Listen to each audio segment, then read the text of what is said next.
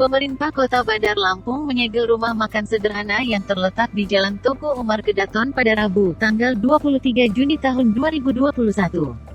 Penyegelan dilakukan oleh Pemkot dengan memasang garis kuning di sekitar area rumah makan.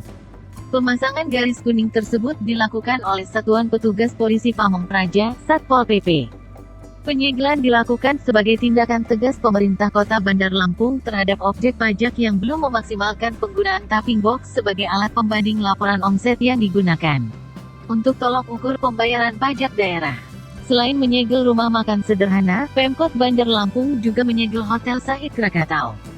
Hotel Sahid disegel lantaran menunggak pajak sejak November tahun 2020 lalu dengan besaran pajak yang harus dibayar per bulan sebesar Rp20 juta. Hotel Sahid sejak November tahun 2020 dengan besaran per bulannya Rp20 juta, ungkap Kabid Pajak Badan Pengelolaan Pajak Retribusi Daerah, BPPRD Andre, di Hotel Sahid, Rabu, tanggal 23 Juni tahun 2021.